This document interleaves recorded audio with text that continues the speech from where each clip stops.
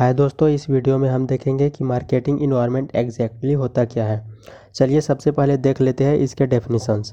Marketing environment can be defined a combination of both internal external factor and external environmental factors. This marketing environment surround a business and influence the operations of the business. ये क्या बात करता है यार। Confusing है ना? आइए इसे समझने के लिए ब्रेक डाउन करते हैं। अगर आप एक बिजनेस रन कर रहे हैं तो आपको उन सारे चीज़ों को नोट करना होगा जिससे आपका बिजनेस अफेक्ट हो सके। मार्केटिंग इन्वायरमेंट के समझ होना एक बिजनेस के लिए बहुत ज़रूरी है। मार्केटिंग इन्वायरमेंट दो फैक्टर्स को मिलाकर बनती है, इंटरनल और एक्सटर्नल। इंटरनल मार्केटिंग इन्वायरमेंट में वो फैक्टर्स होते हैं जिसकी मदद से बिजनेस चलाया जाता है, जैसे कि machine, workers and money. For examples, अगर आपके पास रॉ मटेरियल टाइम पर नहीं पहुंचता तो आपका प्रोडक्शन अफेक्ट होगा और उसकी वजह से आप उस प्रोडक्ट के डिमांड मार्केट में पूरी नहीं कर पाएंगे। और एक्सटर्नल मार्केटिंग इन्वायरमेंट इसका बिल्कुल अपोजिट है। इसके अंदर टू सब कैटेगरीज है, micro environment and macro environment. Micro environment में वो एक्सटर्नल बिजनेस एक्टिविटी होती है जो बिजनेस के क्लोजली रिलेटेड है, और मैक्रो इन्वायरमेंट में जो होता है उससे एक इंडस्ट्री की सारे कंपनीज को सेम अफेक्ट करता है। डोंट वेरी फ्रेंड, अभी इस टॉपिक को हम डिटेल में समझेंगे। फॉर नाउ आप बस ये टेबल याद कर लो। सबसे पहले बात करते हैं इंटरनल इन्वायरमेंट की। इसमें वो सारी चीज़ें आते हैं जो ऑर्गेनाइजेशन के कंट्रोल में है और अगर वो चाहे तो रिक्वायरमेंट के हिसाब से चेंज भी कर सकता है।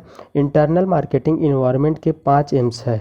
Number 1 money, number 2 man, number 3 market, number 4 material, number 5 machinery.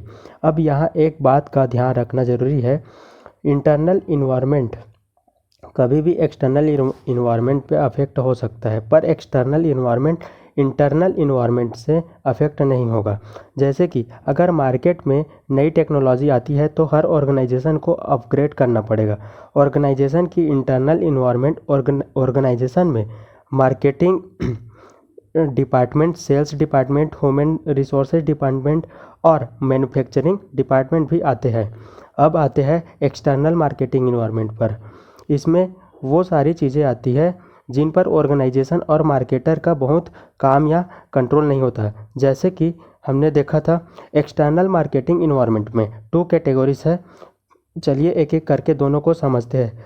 सबसे पहले आता है माइक्रो इन्वायरमेंट बिजनेस की।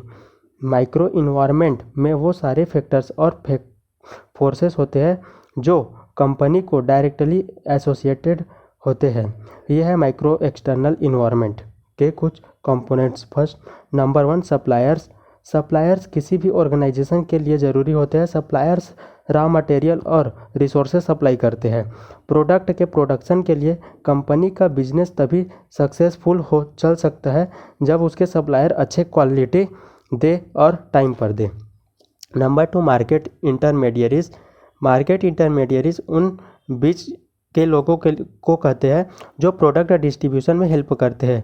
ये होते हैं हमारे wholesalers, retailers and distributors. Number 3 partners.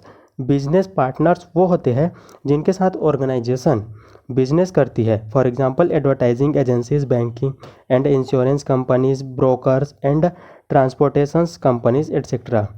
एक कंपनी को एक सक्सेसफुल बिजनेस चलाने के लिए कई कंपनीज के साथ पार्टनरशिप करना पड़ता है। Number 4 customers. कस्टमर्स बिजनेस के लिए सबसे ज़्यादा ज़रूरी है। कस्टमर ही टारगेट और ऑडियंस होते हैं और उनके प्रेफरेंस से ही के हिसाब से सारे प्रोडक्ट और सर्विस बनाए जाते हैं। Number 5 public. पब्लिक में पूरी सोसाइटी आ जाती है। Rather than human target audience, public आपके बिजनेस को बनाया बिगाड़ सकती है। स्पेशली आज के ज़माने में इंटरनेट की वजह से ही आसान है। जनरल पब्लिक किसी भी प्रोडक्ट के बारे में बात कर सकती है। Number 6 competitors. The last but not least component है बिजनेस के, कॉम्पिटिटर्स। कॉम्पिटिटर्स वो बिजनेस है जो सिमिलर प्रोडक्ट को सेल करते हैं और इनडायरेक्टली आपका आउटसाइड कॉम्पिटिटर्स है। Macro environment. मैक्रो कंपोनेंट्स में आते हैं सारे एक्सटर्नल फैक्टर्स, फोर्सेस फैक्टर्स, जैसे पूरी इंडस्ट्री इम्पेक्ट हो सकता है, therefore macro environment marketing को लार्ज इन्वायरमेंट भी बोल सकते हैं। मैक्रो इन्वायरमेंट के 6 कंपोनेंट्स हैं। आइए एक एक करके इनके बारे में जानें। Number 1, technological environment. Technology dynamic माना जाता है क्योंकि वो ओवर द टाइम चेंज होते रहती है, लेकिन टेक्नोलॉजी से बिजनेस को थ्रेट सेट अपॉर्चुनिटी दोनों मिल सकती है, इसलिए ऑर्गेनाइजेशन को हमेशा चेंज के लिए रेडी रहना चाहिए। Number 2, demographic environment. जैसे कि बात आती है डेमोग्राफिक इन्वायरमेंट कंपोनेंट, तो आप समझ जाना कि लोगों की बात हो रही है। लोग मतलब पॉपुलेशन, जिनको बात हो रही है कैरेक्टराइज करते हैं age gender, density, size, location, race, occupations जैसे फैक्टर्स बस। Number 3, social cultural environment. Social cultural component बनाया है आपके बिजनेस की टारगेट ऑडियंस की value, life style, culture and prejudices से सोशल इन्वायरमेंट हर रीजन्स में अलग होता है। Number 4, economic environment. Economic environment सारे इंडस्ट्री को ऑफर करता है। ये बायर के परचेसिंग पावर पैटर्न्स को अफेक्ट करता है। ये कुछ एग्जांपल है। Number 1, interest rate, gross domestic product, gross national product, inflation, subsidies, income distribution, government funding, other significant economic variable.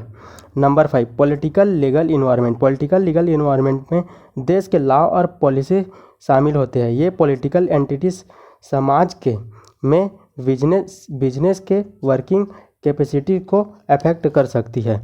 Number 6, physical environment. Macro environment का लास्ट कंपोनेंट है वो है फिजिकल इन्वायरमेंट, जिसमें एक ऑर्गेनाइजेशन एग्जिस्ट करती है। ये है फिजिकल इन्वायरमेंट के कुछ components: climate condition, environment change, availability of raw materials, natural resources like water pollutions, importance of marketing environment. Marketing environment को समझना क्यों ज़रूरी है, इसकी क्या ज़रूरत है, अभी पता लगाते हैं। Number 1, to know your competitors. Number 1, to know your customers. Number 3, necessary for future planning. Number 4, to make most out of the latest trends. Number 5, to learn about all threats and opportunities related to business. इस सब के knowledge के बाद business काफ़ी efficiently चलाया जा सकता है। तो फ्रेंड्स, ये था मार्केटिंग इन्वायरमेंट। तो लाइक करें, कमेंट, शेयर और सब्सक्राइब करना हमारे चैनल को।